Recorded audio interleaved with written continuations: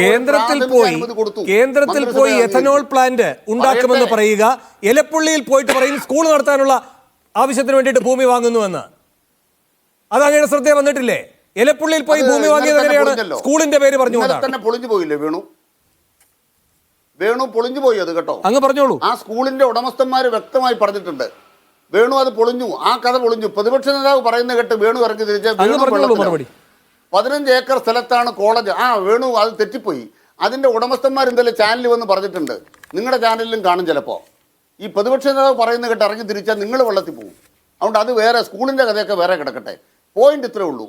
അവരെ കേന്ദ്ര സർക്കാർ ഷോർട്ട് ലിസ്റ്റ് ചെയ്യുന്ന തുടർന്ന് കേരള സർക്കാരിന്റെ മദ്യനയത്തിന്റെ ഭാഗമായ ഒരു അപേക്ഷ വന്നു.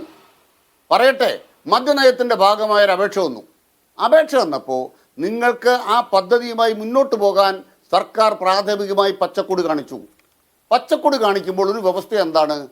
ദേശീയപാത നടപ്പാക്കിയതുപോലെ, കൂടംകുളം പവർ ഹൈവേ നടപ്പാക്കിയതുപോലെ, ഗെയിൽ പൈപ്പ് ലൈൻ നടപ്പാക്കിയതുപോലെ കേരള സർക്കാരിൻ്റെ ഇച്ഛാശക്തിയുള്ള ഒരു പദ്ധതിയല്ല ഇത്.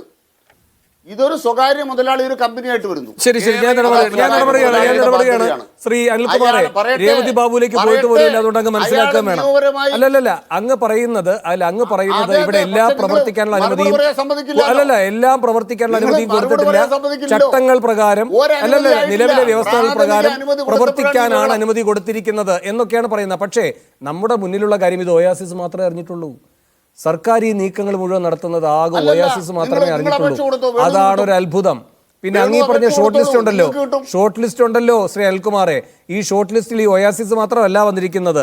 തമിഴ്നാട്ടിൽ നിന്ന് 11 കമ്പനികൾ അല്ലേ, ജമ്മു കാശ്മീരിൽ നിന്ന് 2, കേരളത്തിൽ നിന്ന് 1. ഈ കേരളത്തിൽ നിന്ന് 1 എന്ന് പറയുന്നത് ഒയാസിസ് ആണ്. 8 സംസ്ഥാനങ്ങളിൽ നിന്ന് ഷോർട്ട് ലിസ്റ്റ് ചെയ്യപ്പെട്ടിട്ടുണ്ട്. കേരളത്തിൽ മാത്രമാണ് ഒരെണ്ണം, അതും ഒരു ഒയാസിസ്.